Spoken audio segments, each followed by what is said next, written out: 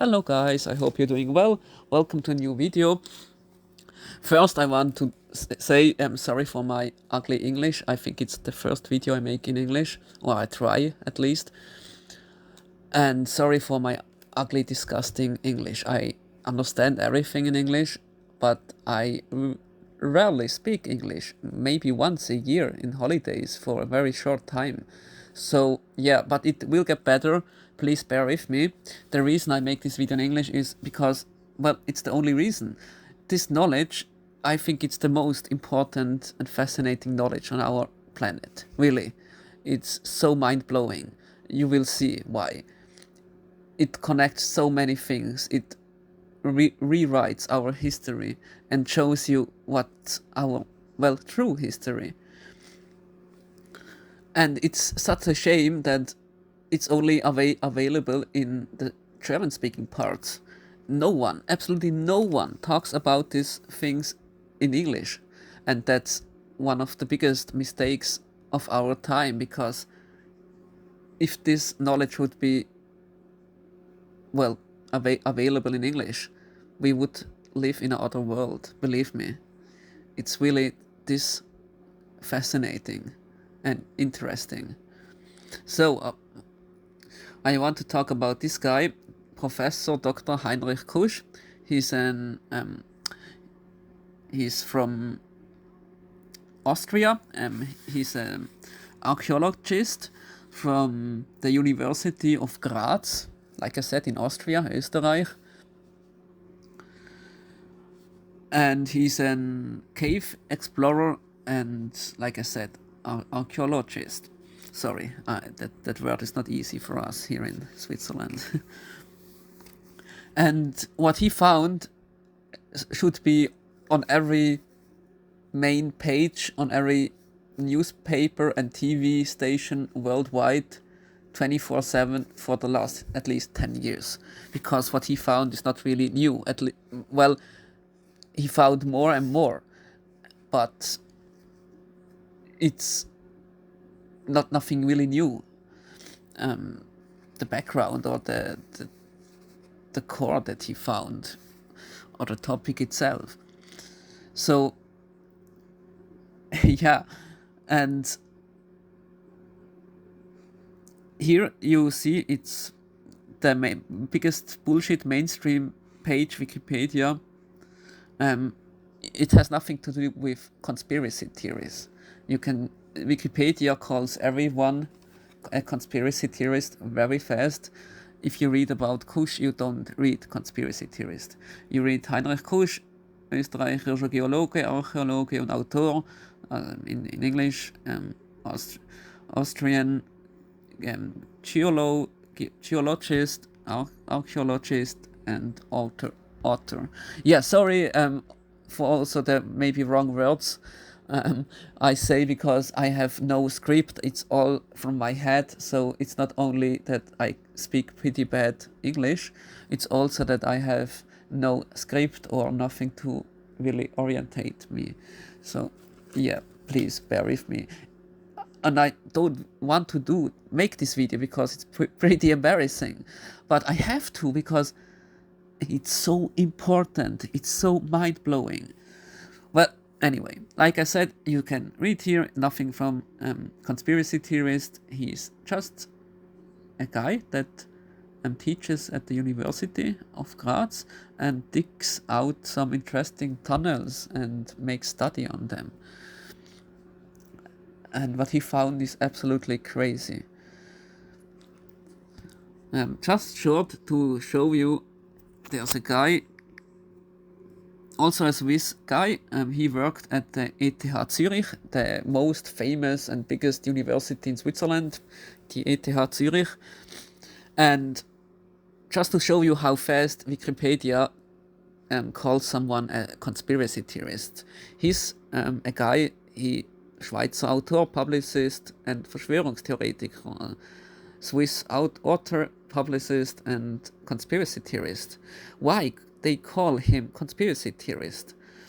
Well, because he don't talk about aliens or UFOs. It has nothing to do with those stuff that normal humans would say those are conspiracy theories, like I said, aliens, UFO, ancient technology. No, he talks about wars, about geopolitics, about NATO secret armies like Gladio. He wrote a few books. Like I said, he was a teacher at the ETH Zurich, but then he got kicked out because in his free time he makes lectures and he wrote books about things America didn't like. So America said to the ETH University, hey, you have a teacher here, he studies things we don't like, so silence him. And that's what they did. So he lost his job in the university. But that didn't stop him because he fights for what he thinks is right. So yeah, but like I said, it's crazy because what he talks about is not really conspiracy theory. It's about illegal attack wars, about resource, oil wars. The only thing you could maybe say are conspiracy theories. He also talks about 9/11. But he asks normal questions like, how is it possible that two planes can destroy three towers? I mean, World Trade Center 7 was also blown down, and no plane, was going there. So he asked normal questions, and he also asked professors for at the ETH for Baustatik, engineers, and he asked them. He showed them videos of how the World Trade Center 7 goes down. There are videos of that, and he asked them, "What do you think? Is that, well, because of a fire or because of, well, someone blown it?" And they all said one thing: "Well, you see it's definitely blown. That's not from a fire. It goes basically in free fall. That's not happening with a small fire." But anyway, that's not the topic. But I just want to show you, Wikipedia calls people pretty fast conspiracy theorists. And if you have an account on Wikipedia and you want to change this word here, in his article here, from conspiracy theorist to something else, historian or something, then you will get kicked out. You will never ever can write again something on Wikipedia. So if you want to destroy your Wikipedia profile, then just try to delete here this word Verschwörungstheoretiker in something else, and then you will see what happens. But that's another topic for another time. Anyway, and this guy, like I said, it started, and I will show you everything, with normal caves and tunnels.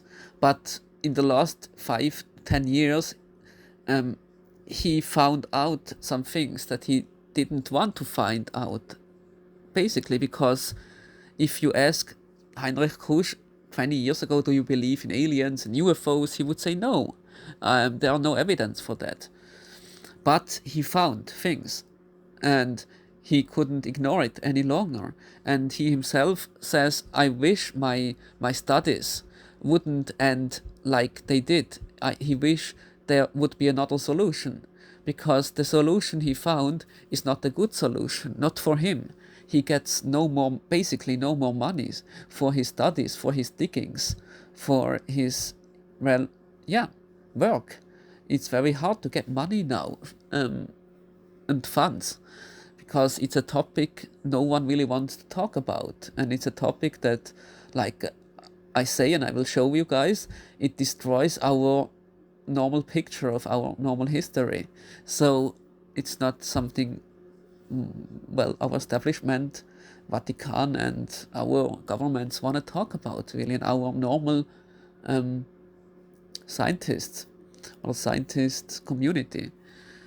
And that's why he tells everyone pretty openly, I wish my diggings wouldn't show what the solution I found is not the solution he wished for. He wished he could say, those are normal tunnels or caves made naturally or sometimes man-made, but they are nothing really special and nothing to see here. But that's sadly not what he found. That's not really good for him, because also he's pretty lucky that he's still alive. I just put it like that. Okay, then, well, what did he found? And who made those tunnels? What are those tunnels? What did he found in there? What objects did he found in there? And yeah, okay. Yeah, it all started, like I say, with normal tunnels and systems underground. And he found out that there are some tunnels here in Switzerland, Austria, Österreich, but also in Germany, but also worldwide. There are some tunnels that just make no sense in our normal history, because they are very, very old and very, very perfect. Here is one of those tunnels, or Erdstelle. This one is called Strebelgang. It's in the city or village of Buchek in the canton, or like you in America would say, the state of Steiermark. And yeah, he measured those tunnels. There are different kind of tunnels. I will show it to you later. And he measured them with laser and LiDAR and other scanners, and he found out they are extremely perfect. So perfect that it makes basically no sense. And he also measured the dates. He couldn't really measure the date on this special tunnel, but on the entrance or beginning of this tunnel there was a point where he could measure it, and it was 20,000 years. So we know this tunnel is at least 20,000 years old before today. 20,000 years, at least. But he found, I will show you later, other things that he could date, and they are even older, 40, 50, 60, 70,000 years old, but perfectly made objects. And like I said, it's not a conspiracy theory, because everyone can go to his university, talk with him, and if you want, yeah, take his objects to a laboratory, you can pay for that and make it yourself, because yeah, he made it. And if someone don't believe him, well, everyone is open to do it. But funny enough, not one big university wants to. Yeah, that's why no one calls him a conspiracy theorist, because everything he talks about is proven in his university and in laboratories, and with the most modern tools that are available. So it's hard to say it's not real, because that would be just, well, ignoring the reality. And so what to do when you cannot attack him and call him conspiracy theorist? Well, you just ignore him. And that's exactly what happens. And that's why his books and also his knowledge is completely, well, not available in, well, everywhere. Only German-speaking part. But even here, no one really make advertising for him. Yeah, but there are still a lot of people that know him and are fascinated by what he found. It's absolutely crazy. Well, anyway,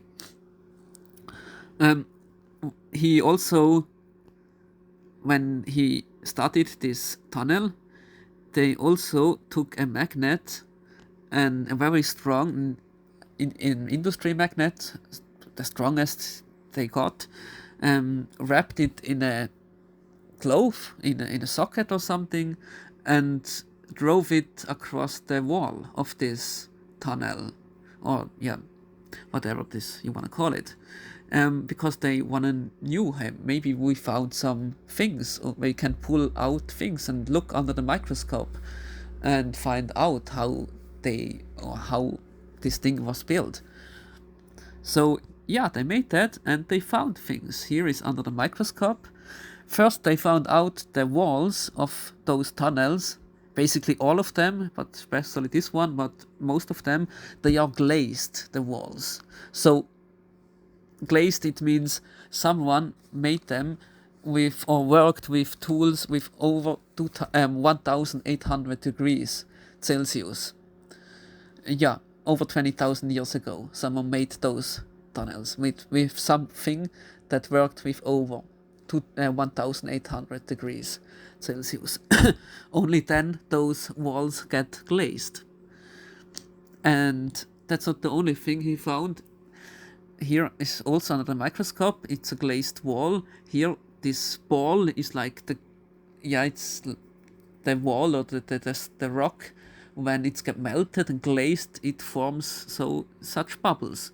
And in those bubbles, they found some things pretty interesting. They found metal things, little metal objects. If you drill a hole with a machine, you drill a hole with a diamond drill or a titanium drill or something, in the rock, you will see, then you can measure, if you look with a microscope, the stuff that gets away from the drill. It gets stuck in the stone. And that's also what happens here, because the stone was glazed. It took away from the whatever this tool was, and the drill or whatever, we don't know. But whatever this tool was, some of the tip of this alloy or metal was glazed in here, stuck, and they measured it with in German we call them Elektronenrastermikroskop or Rasterelektronenmikroskop. I think in English it's called scanning electron microscope. And they found out that this metal thing is not just iron or metal, it's made with things. Molybdenum, titanium, vanadium, silicon. Yeah, it's a very special alloy. We humans rediscovered maybe a few decades ago. Yeah, it's pretty fascinating, not? But that's only the beginning. So, yeah, he found that's pretty, crazy, not? How is that possible? But he also found other things that are pretty interesting. The walls of those tunnels, they are all with quartz. It's stone that has quartz inside.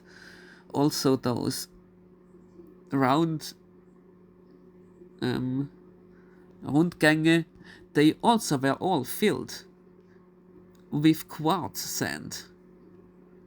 So, yeah, he just knew quartz was a pretty important integrant, or how you call it, of these things. Whatever the use of those things were, we know today. Now I will tell you later. Shortly, it's a transport system, but I will explain it more. Also all these round tunnels, they also were filled up with quartz sand. And also a lot of those tunnels were made, like I said, in rock that had quartz inside, or also made rock, like geopolymer, like they found out that also the pyramids of Gizeh are most likely made with geopolymer, like some kind of concrete. And that's also something he found out. I will show you later more about that. He, on the same time that he made his studies and digged things up, he got documents. He found out some things. He knew a guy in Austria. There is a big church. I don't know if church is the right word. We in German call them Stift. The name of this Stift is called Stift Kloster Neuburg. I will show you here. That's how it looks. Augustiner Chorherrenstift Kloster Neuburg. I don't know what's Stift called in English. it's like, yeah, a big church. And underneath this big object or building, he digged out a lot of things. I will show you pictures how he digged things out and what they found after they digged these things out. But under this Stift Klosterneuburg, they found giant systems.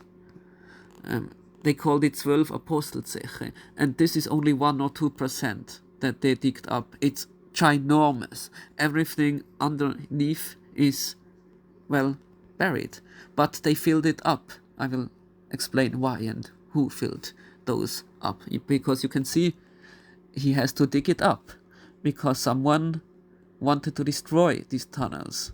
Well, the Vatican, the church wanted to destroy these tunnels, and that's why they filled those tunnels up with mud and water. Sometimes there are documents, Vatican documents, that tell that it took over 12 years to fill these tunnels up, those giant systems. So the Vatican was pretty. It had big interest in destroying whatever the reason of these things were. Yeah, I will show you the documents later. That's how they look. They are written in Old German. I can read most of them, not everything. It's a little bit crazy, but I can mostly understand them and read them. I'm lucky because of that. But of course, he also wrote it. What's stated there, he wrote it in a nice thing. I will tell you about that, because what he found in those Vatican documents and other documents, I will tell you. Like I said, this Stift Klosterneuburg is not only, well, digged out underneath everything from we don't know when, very ancient, those tunnels. In this church also worked a guy. Here I have a photo. Like I said, here is the Stift, and here is the inside, or one part, and this is the library, or the Archivar, or the Archiv of this Stift Klosterneuburg. And here worked a guy called Dr. Floridus Röhrig. He was the Archivar of Stift Klosterneuburg. So he was from Vatican. He was a member of the Vatican Church, and his job was to, well, archive these books of this Stift, this church. And before his death, he gave some documents to Dr. Kusch. And then he could connect some things. Who made those tunnels, and why were they made? And he found out about some things. But he not only got knowledge or documents from Vatican, from some good people in the Vatican. Vatican is evil, very evil, destroyed so much knowledge, but there are still some good people that want to show, hey, what Vatican destroyed. But there are also very old families, family like Sachsen, Coburg and Gotha, old, very old nobility families like family Attems. Family Attems is a family that lives since 1025. Well, that's the first named document of this family, this nobility family Attems. And they were the kings and queens of our history. Those families, or kind of families. And you have to know that, like you see, these families are very old, and they ruled with the Vatican together our history until, well, very, very recently. So they have their own libraries, they have their own newspaper, they wrote their history on paper, but humans like you and me cannot access those documents. But luckily, Dr. Kusch had connections to some people of, let's say, familiar items, and they gave him some documents, because if I want to read documents, history documents from familiar, let's say, items, some of their documents, I have to prove that I'm part of this family since a few generations. So that's impossible for normal humans like me, because I'm not nobility family items, and it's not possible to get this knowledge. And it's the same like in the Vatican library. There are documents where our whole real history is written down, but normal people cannot access them. And that's the same with old nobility families. They have their own libraries, their own documents, their own archives, where they have their everything written down, because those families exist since that time, and they have written everything because they want that their sons, and that even today we know how they lived. So they wrote down their real history, and Kusch, luckily, like I said, got some of those documents and could read what our real history was about, and that these nobility families and the Vatican were in very good trade. We traded with some kind of beings that live very long on this earth, longer than we humans. They live subterranean, they live under, very deep down. And it wasn't a secret until the 16th century. It wasn't a secret, and that's also written down in Vatican documents. They state, and there are also orders from the Vatican that we found, and there are documents, and they say before 16th century we traded with a lot of different races and beings of different kinds. They live underneath in giant cities, and it wasn't a secret really. And I will show you objects from them, most likely. And it's we basically, it's very hard to scan them. Kusch had to go to the best X-ray machines to penetrate those objects, because they are, well, very interesting what they have and what they not have in it. But I will show you. Like I say, it was really lucky that he got knowledge from such families, because it's knowledge that normal humans cannot get. And he couldn't believe it. He saw the connection, because in these documents they also talked about these tunnels and who built them and why they built them.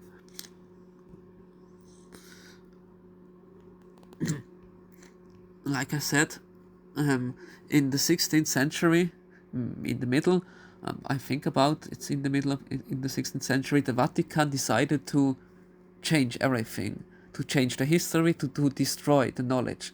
They no longer wanted to trade it with them. They wanted to destroy every tunnel, every door, every entry point, everything. And I will show you.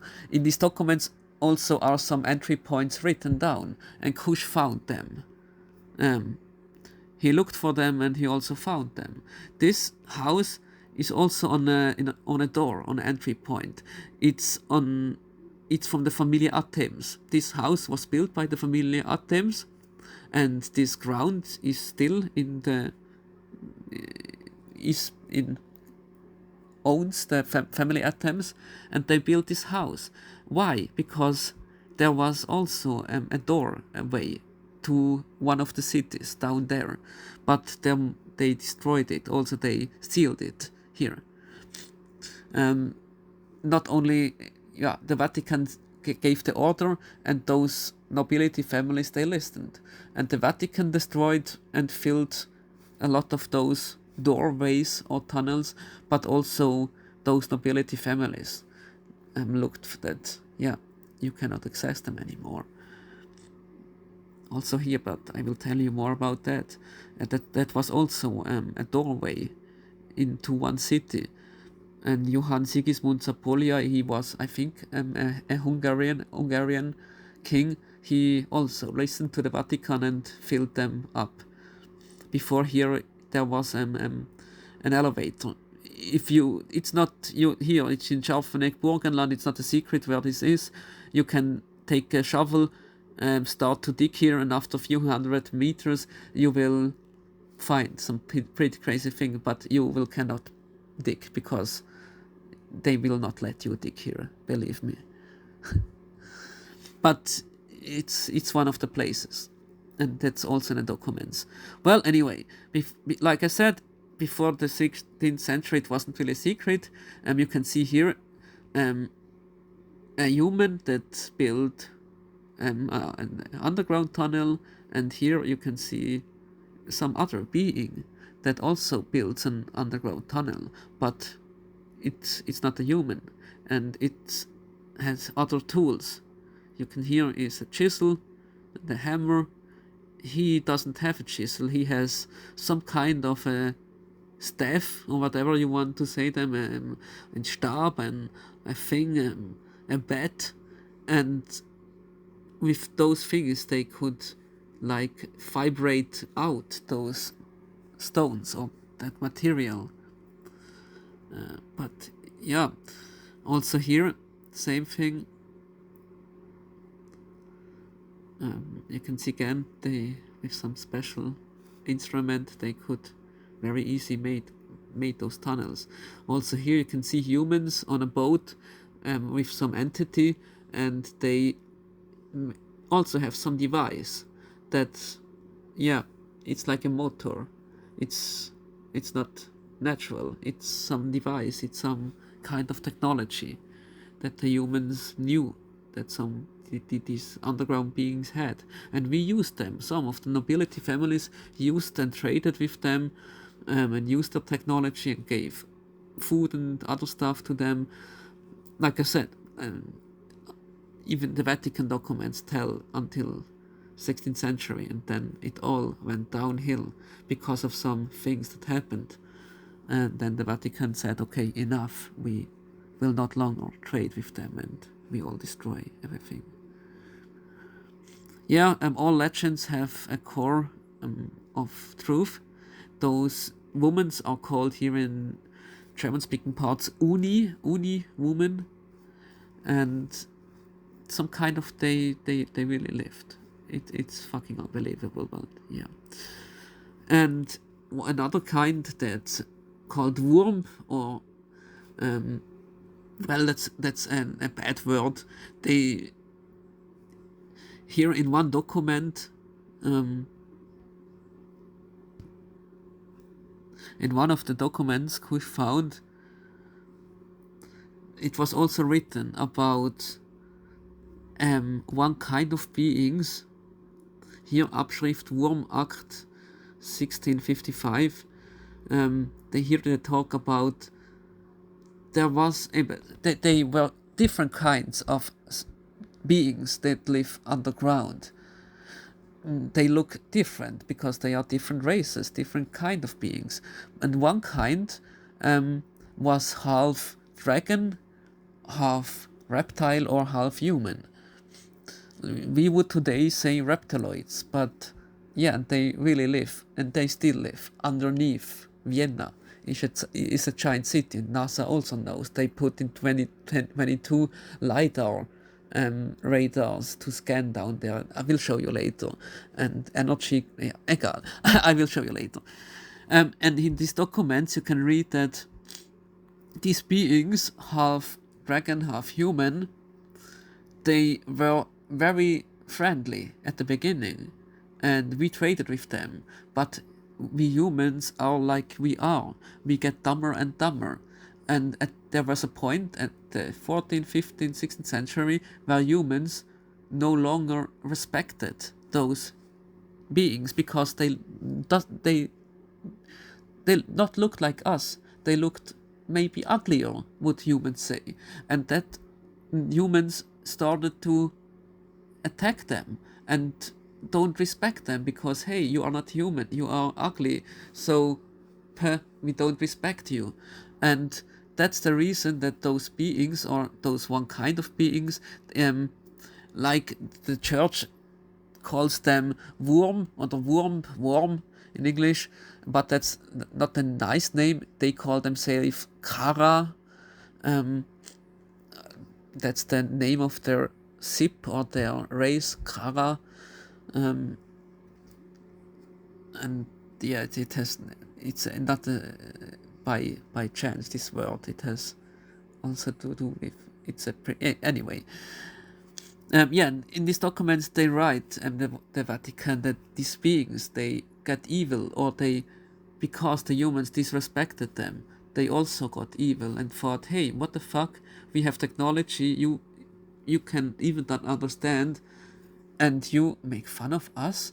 So they cut the connection. And that's also why even today, here in German speaking parts, we call them die ruhigen Völker, the silent beings, or the silent races, because they live everywhere, down deep, down under us, in mountains and things like that. And it's not really a secret, but they don't show each other to us because they don't want to have anything to do with us. They had to do with us humans for thousands of years, but we humans changed. And yeah, and that's also written down in some of those documents, that yeah, they got evil. And some of those legends of Siegfried, the dragon killer, it has a core of truth, but it wasn't Siegfried. They were one of the family that was in war with those underground, half human, half reptiles, Kara called, was family Ottegraven. A family, yeah, their name was family Ottegraven, was a famous family at that time, and they killed some of those. So we humans had wars with those beings. That's also not really a secret. There was some events, but I will talk later about a little bit about that. So yeah,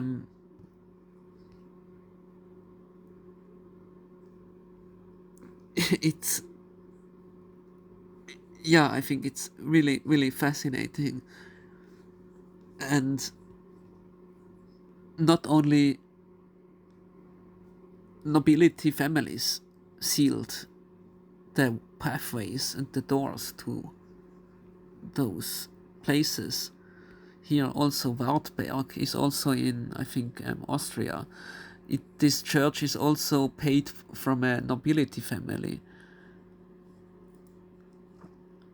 And why? Because it's also a pathway. Also here, Sölkpass, Steiermark, one entrance is under this church, but it's all with cameras. This place is owned by, I think I'm not sure it's the family Adams or not, but it's also very rich and nobility, old family, and they own this place, this land, and you can walk here, but I think only for 2 or 3 months per year it's open, and it's everywhere cameras, so you cannot start digging here or something. You would get discovered very fast, and yeah, they wouldn't let that happen. But in places like that, are, well, entrance. That's under the Stiftkloster Neuburg. Kusch digged that out. It's called 12 Apostelzeche. Like I said, they digged a giant complex out, and it's only 1 or 2%. It's so much bigger, but they cannot dig more. It's not, the church don't want to.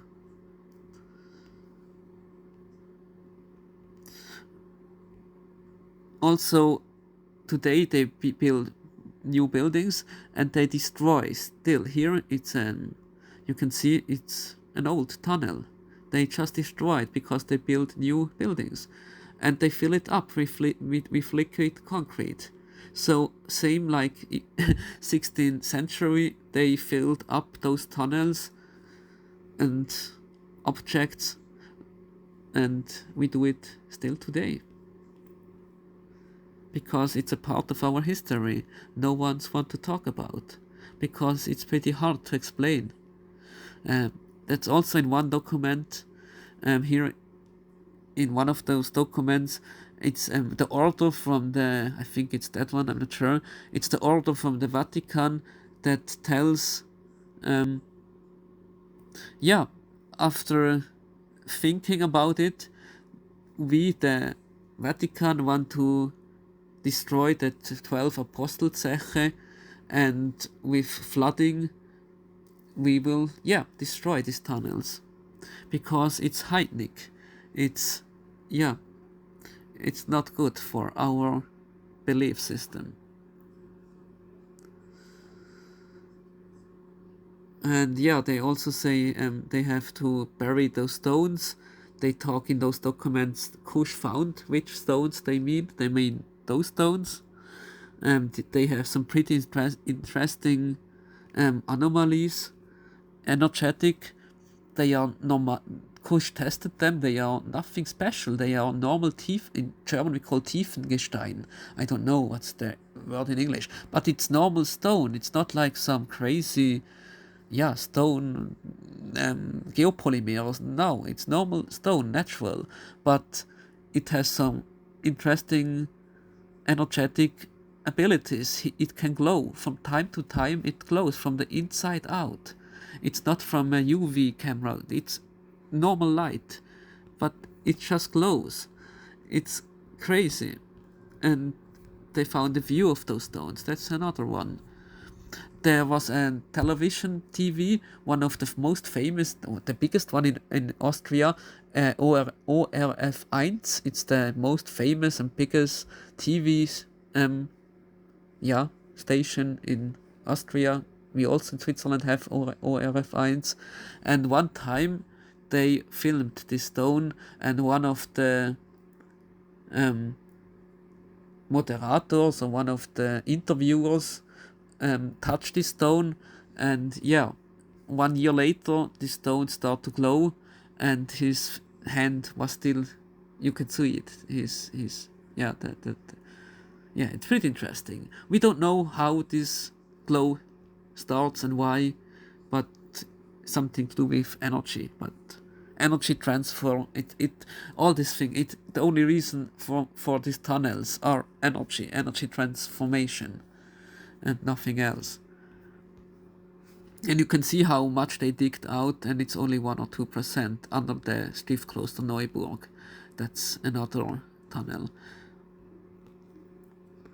And yeah, here it is also in one document, 1655, also from Vatican.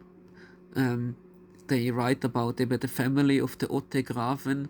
They killed a dragon, like half reptile, half human, worm. They call it them worm or worm. But like I said, that's not a nice name. The normal name for those kinds of beings, or this kind of being, is Karen, or like that. It depends on the place exactly. But yeah.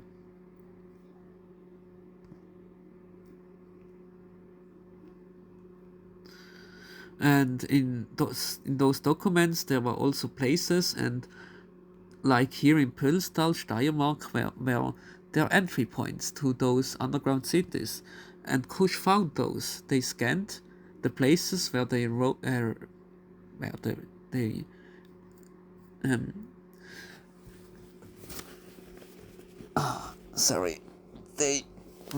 and they saw in those documents that, yeah, here should be an opening, and they scanned it and they found it. Sadly, their tools only can measure to 50 meters, but you can see there are, yeah, pathways that go away, but it's filled up. But it's definitely a tunnel. Also under churches, a lot of churches are not just built on because of chance at a place. Under a lot of churches are tunnels or entry points. Here also Pfarrkirche Guttaring, Kärnten, also in Austria, they made scans and found underneath giant tunnels. Not even the people that live here knew about that. Why did Kusch knew or found it? Well, because of the documents that only he had. Thanks to some good guys in the Vatican and some good guys in orders like Order of Malta, Order of the Golden Fleece, or like nobility families like Athens and other.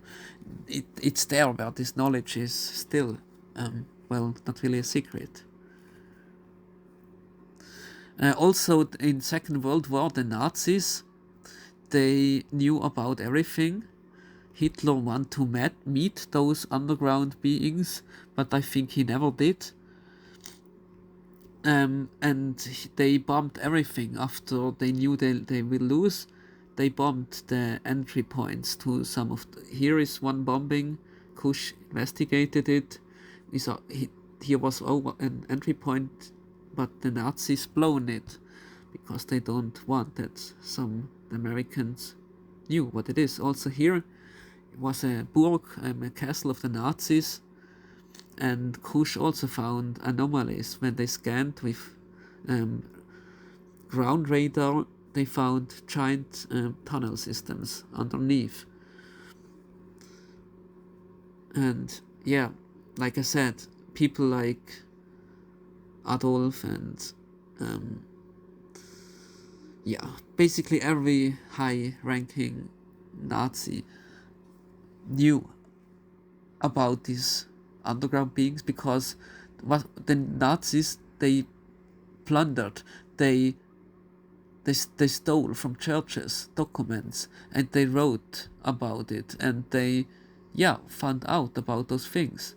And that's why they also digged out things, the Nazis, because they want to find more of those tunnels and they want to activate it because they knew that there were underground beings that built that, and they want to meet them, and they also want to use those tunnels because you could put your armies behind enemy lines in a blink of an eye.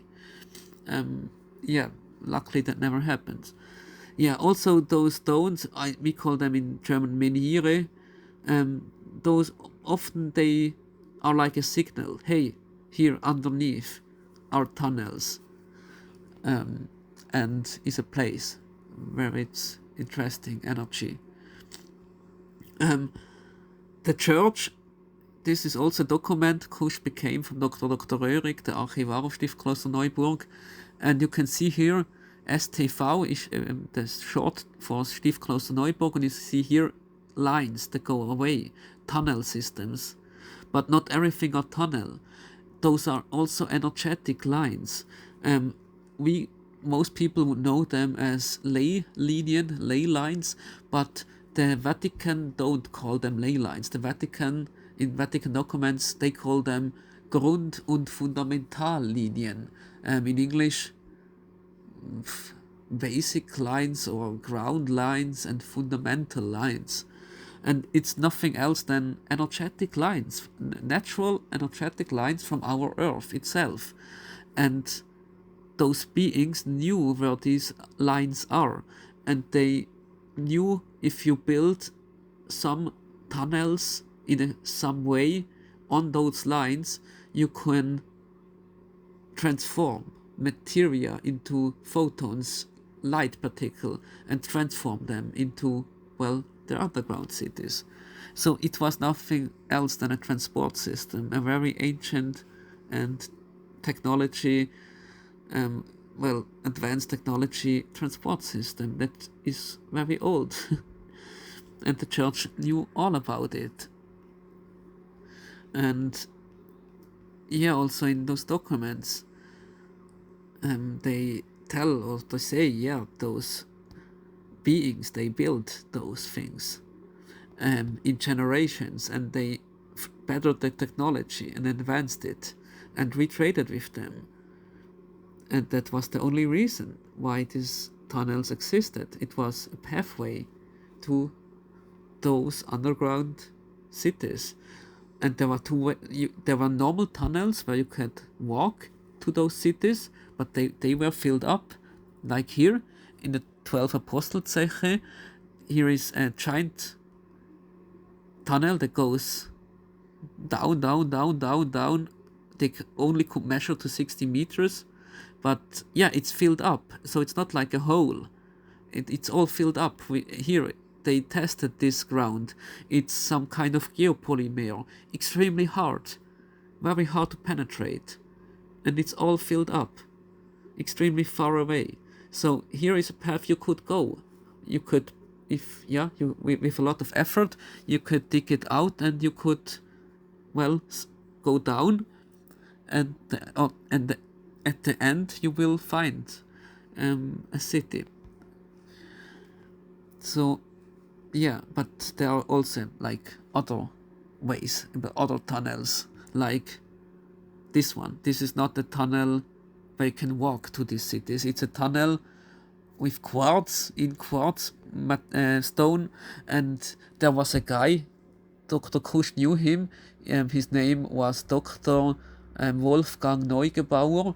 He was also an archaeologist from Austria, and he found out how to activate some of those tunnels.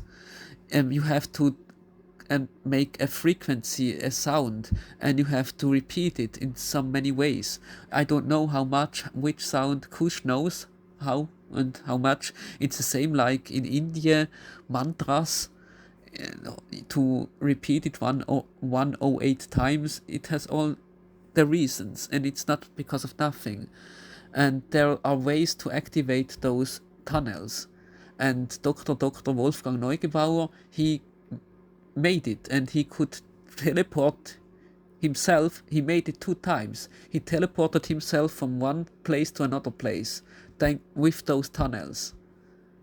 But then he died pretty fast after that. Yeah, he knew too much, and his university now no one talks about this, but it's not really a secret. There's also a university in Romania, and they also found a tunnel in Romania, an underground tunnel where you can stand there, activate it with some sound, and then you get teleported away on the surface 7 kilometers away. Always on the same place you get teleported. It's only one way, but yeah, and it's really interesting, and it works. How exactly, we don't know, but the Dalai Lama also knew it. The Dalai Lama sent people to investigate those tunnels here. And because the Dalai Lama and in Buddhismus, they knew about those underground beings and about those underground cities. Also, in one of the documents, they write about samadhis. Here, Raming was also a powerful family, and they were a human family, nobility, and they were like I said, in the past 14th-15th century, though the Vatican, the Church, and nobility families were the only people in contact, in trade with those beings. And yeah, and they shielded this family Raming. They were the guardians of those caves down in Wartberg, in Eckenburg. It's also in Austria. And they also write here about those stones, those black stones that glow, that Kusch found. And they also talk about those caves down there. There are samadhis.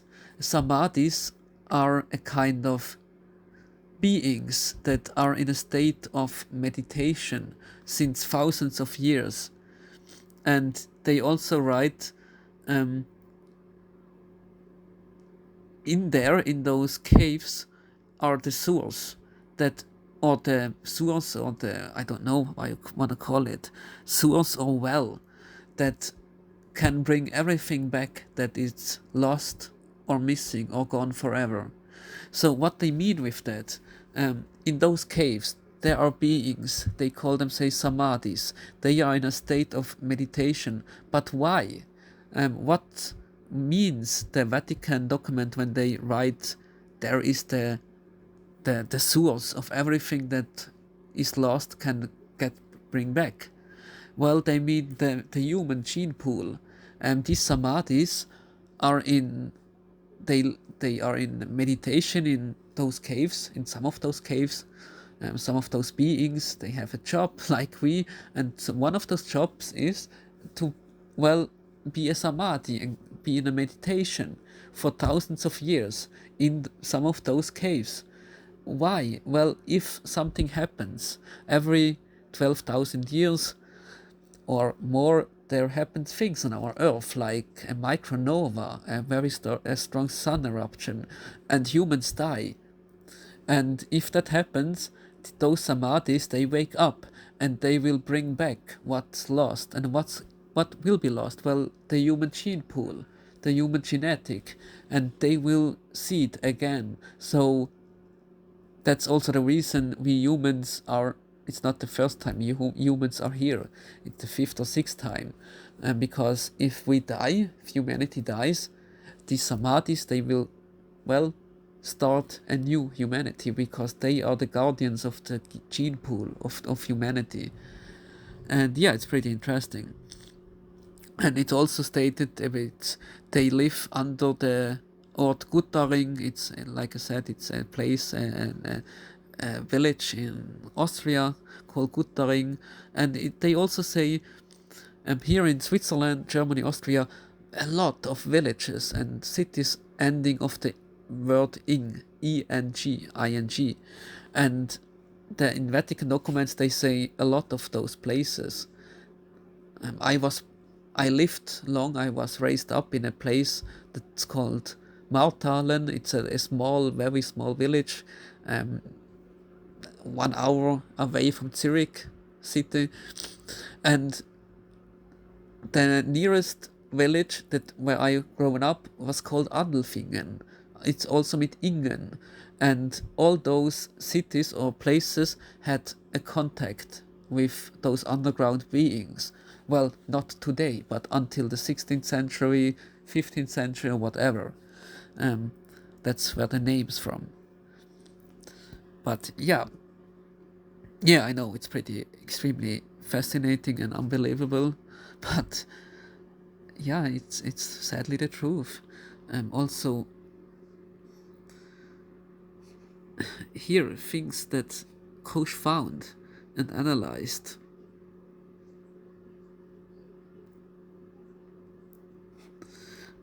He found in places like the 12 Apostelzeche, he found objects. And objects like this or this. And he tried to find out what is this thing. He couldn't do it. He had to go to the biggest, there are only a few universities on this planet that have very big X-ray machines.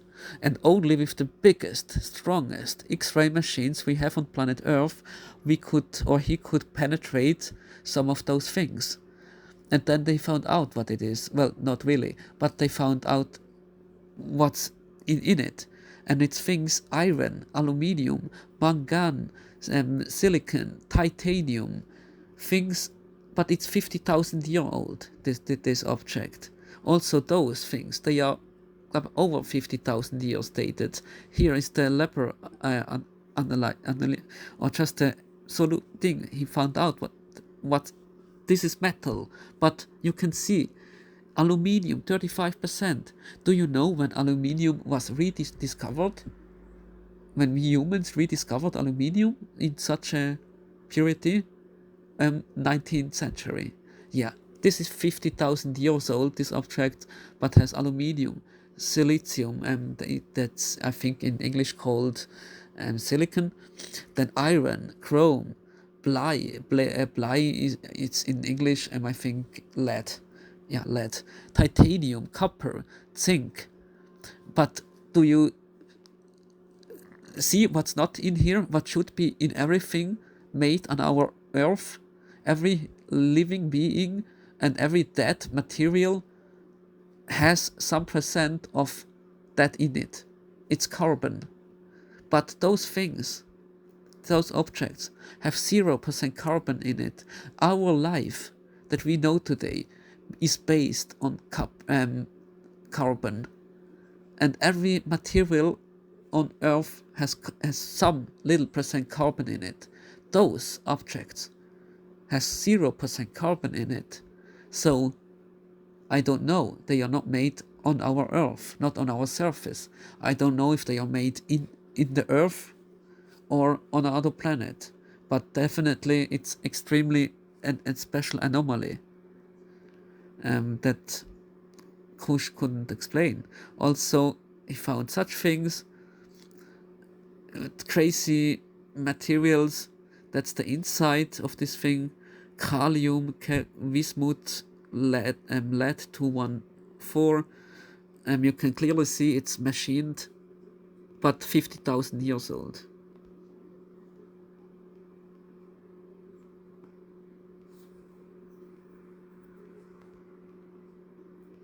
Those are, we call them in German, Lochbeile. In English, I think you call them shaft hole eggs. It's a big lie. Those are not axes. It's bullshit. You can't chop anything with that. It's impossible. But what Kusch found out, you can see a discoloration. This hole, it was made with over 2000 degrees. Kusch could analyze that, and I think now it was over 2800 degrees Celsius. This hole was built because discoloration is otherwise not possible. So, though it was machined, but 50, 60, 70,000 years old. Also here, no one can put something here in this shaft and a stick, it will break. You cannot chop or cut anything with these stones. They are not made for cutting or trimming something down. They are made for completely other purposes.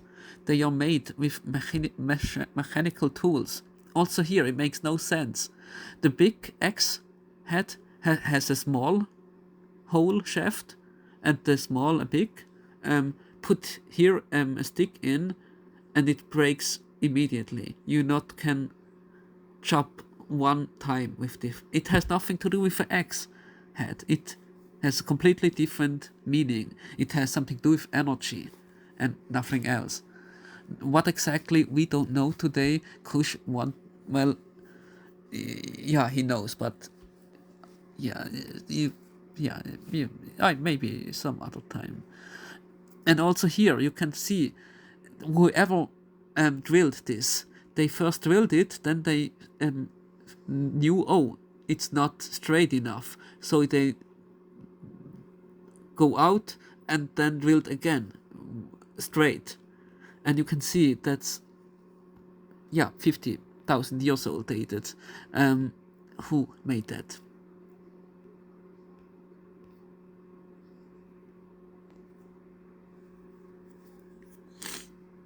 Also, this wood was found in this, so this, whatever this thing was, it was airtight for over 56,000 years.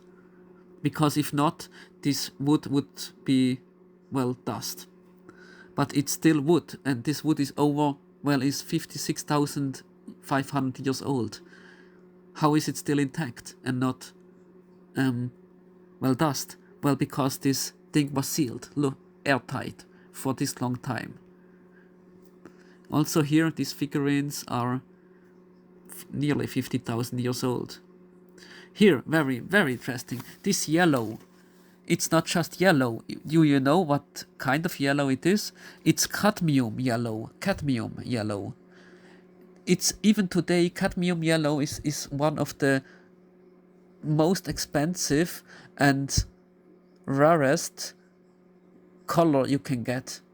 It takes thousands of kilograms of stone and dirt to to get 1 gram of cadmium yellow. It's extremely hard, even with today machines, to get cadmium yellow. Yeah, some beings 50,000 years ago had no problems to make cadmium yellow, because that is cadmium yellow. Yeah, pretty fascinating, not? And yeah, some of those beings also looked like that. So not, like I said, there were very different kind of beings, and they still are here underneath us, but they have nothing to do with us. I don't think anyone today, humans, have contact with them. Maybe guns, very less nobility families, but I don't think so. Why should they have contact with us? They were also pretty big. They were not small beings. Well, those kinds of beings, they were at least 200 or 2.5, 3 meters. We here now know a culture called Vincha, or an Vincha Kultur, Vincha alphabet. Vincha, yeah, this is Vincha alphabet. It's an alphabet not made by humans. It's the oldest alphabet on planet Earth. It's pretty similar to Donau Zivilisationsschrift. Yeah, there are human alphabets are made out of this. We copied it, we humans, and made our alphabet thanks to them. But this is the first alphabet we know. It's the oldest, 50,000 years old, these objects. And it's definitely an alphabet. And we know it's called Vincha, or it's known under Vincha, and no one knows what it means. Only Vatican knows, the Vatican Church can translate this, and some very few old nobility families, and maybe some few people in orders like the Order of Malta and organizations like that. Those stones Kusch also found in those tunnels, they are burnt. That's why they're still so good. They're not burnt in a campfire. They are burnt with thousands of degrees. Extremely professional.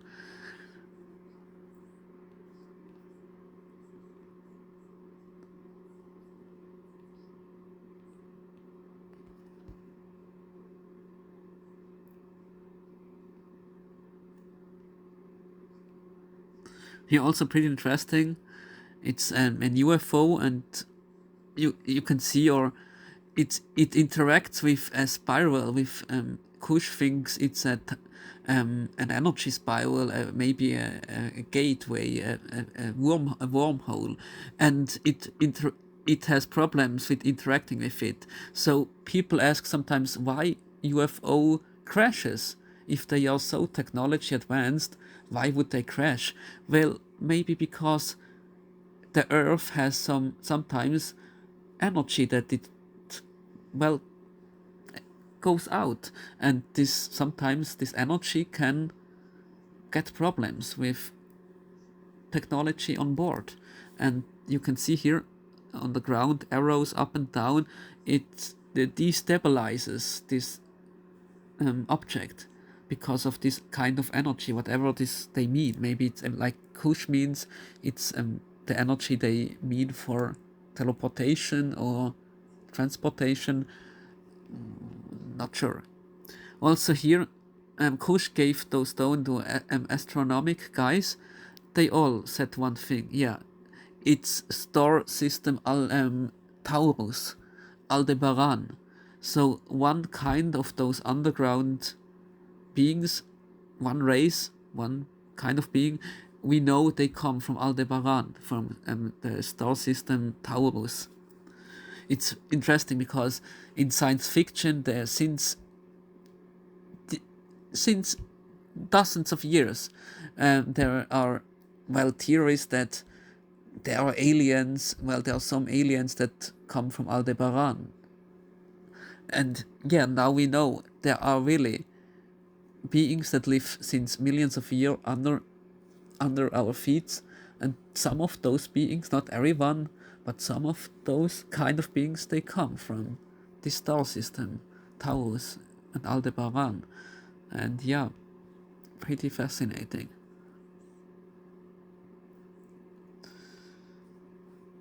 Also here in one stone, it's like pulled out like a age with technology.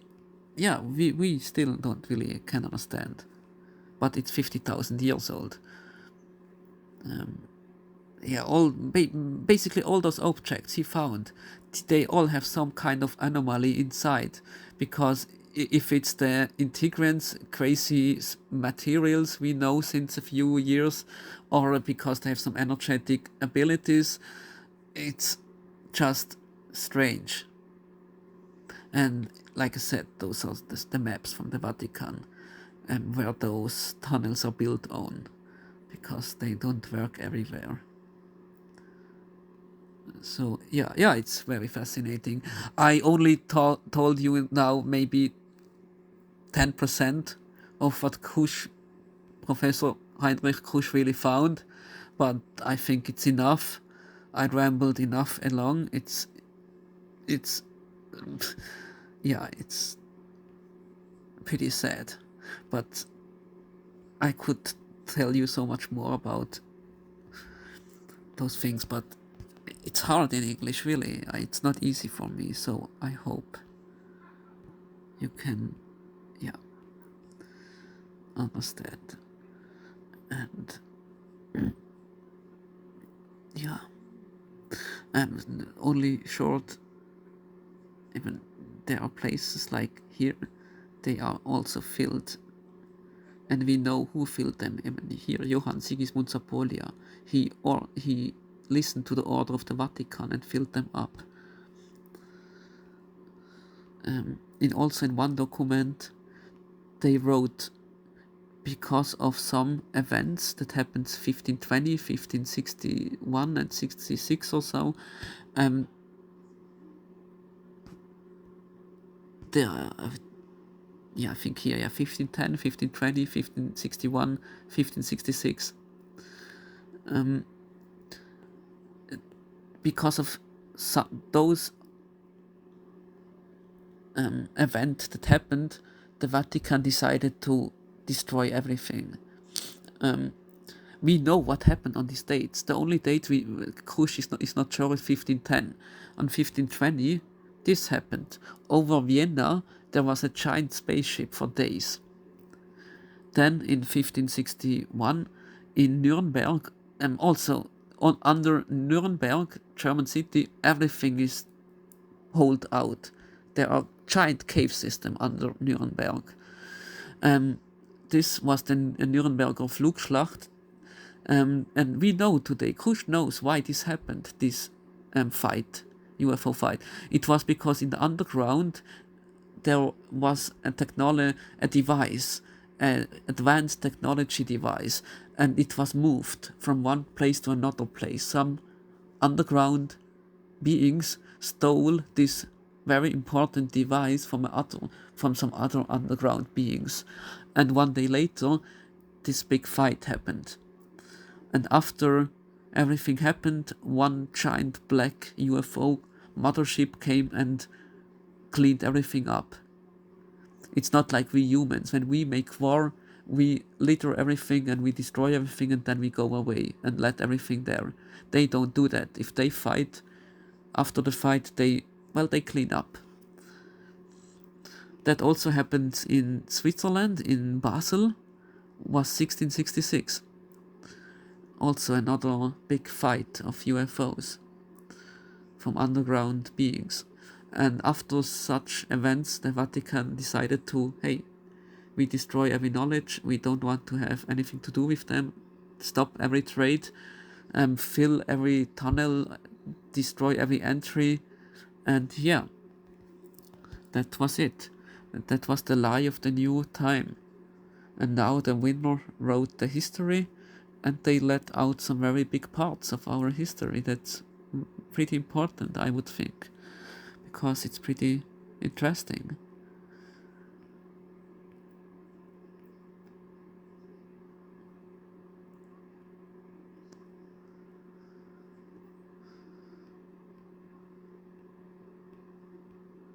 Yeah, whatever.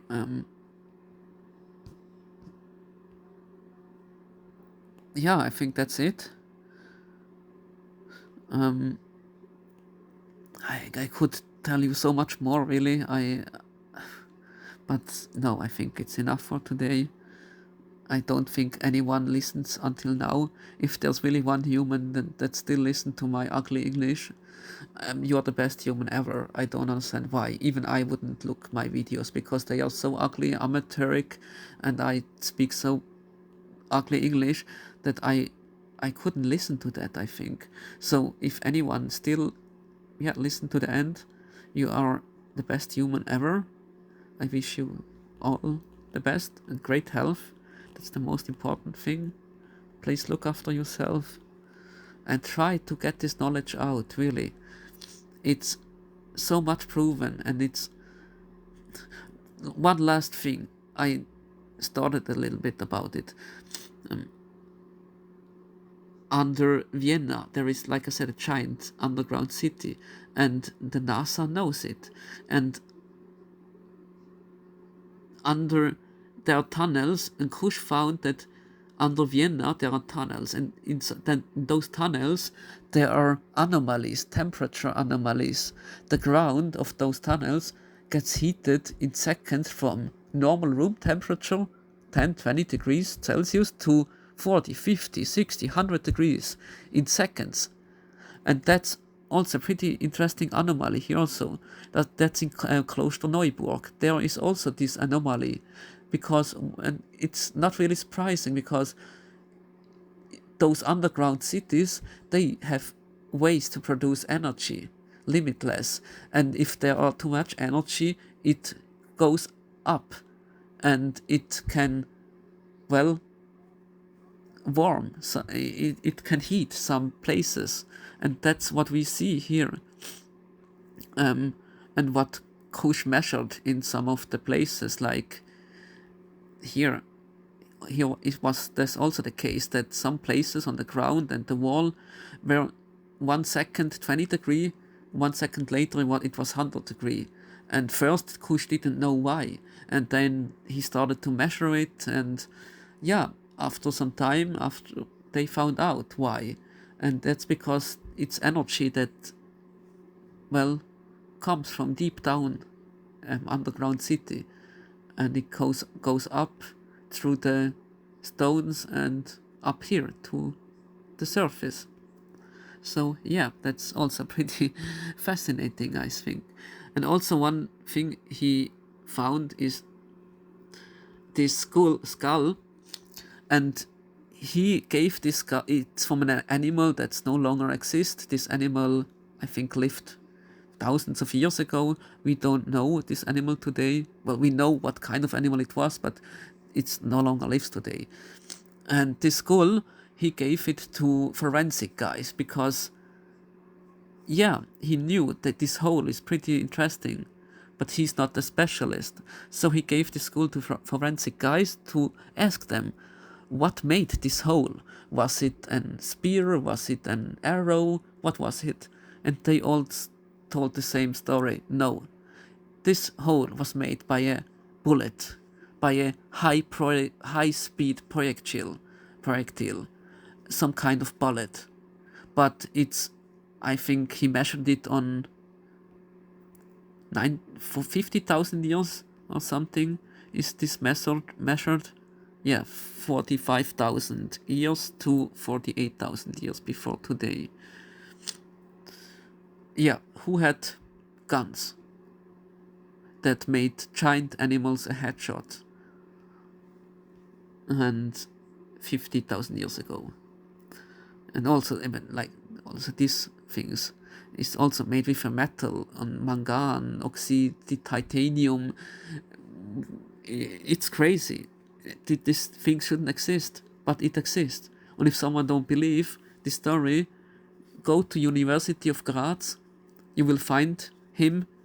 You can touch this object, and if you want, you can test it.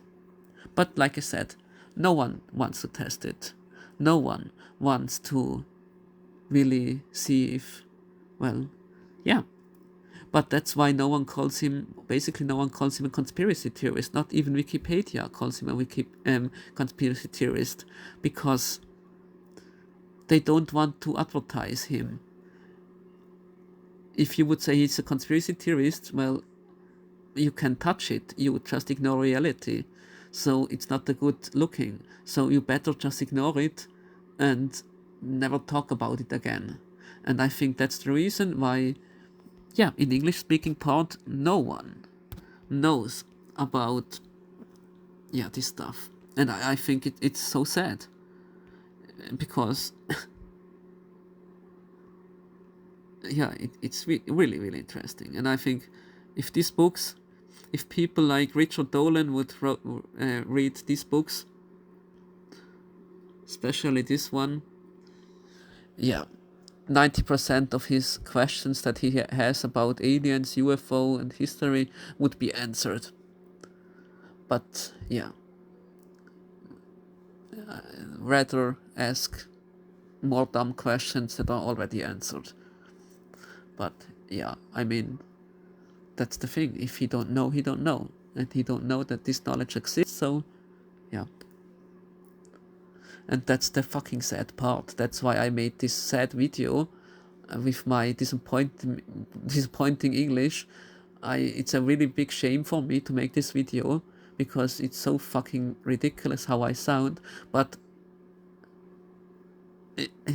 that's how sad it is. Why no one talks about this stuff?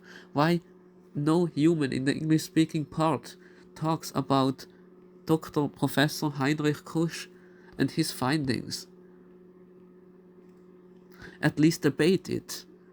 I don't say, oh, you take everything what he says for 100%, but at least talk about it. But no, well, that's not happening. Not even with people. Why? Well, because you have to say at the end, yeah, he's right. It's hard to deny everything that he found. It's extremely hard to deny those things. Everyone can go to these tunnels. It's not a secret where they are. And yeah, everyone can look and touch with their own hands. So it's not like some other topics where people say, oh, I was taken by a UFO and there is only my story and you have to believe it or not.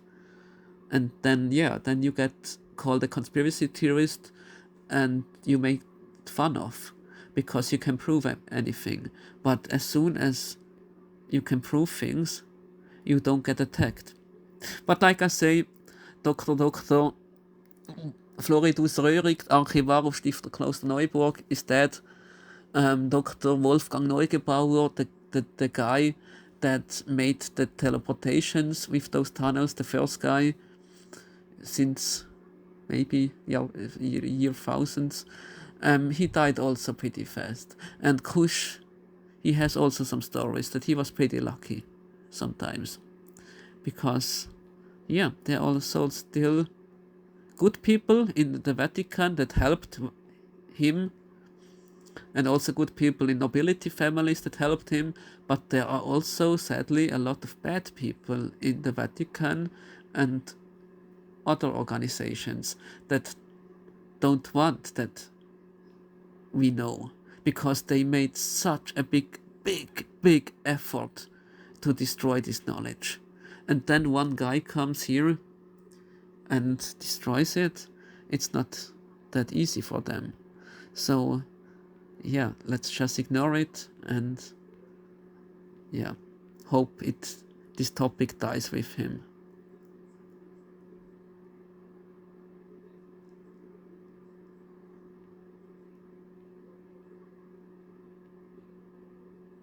Yeah, whatever. That's it. Have a nice time and I wish you all the best. Bye.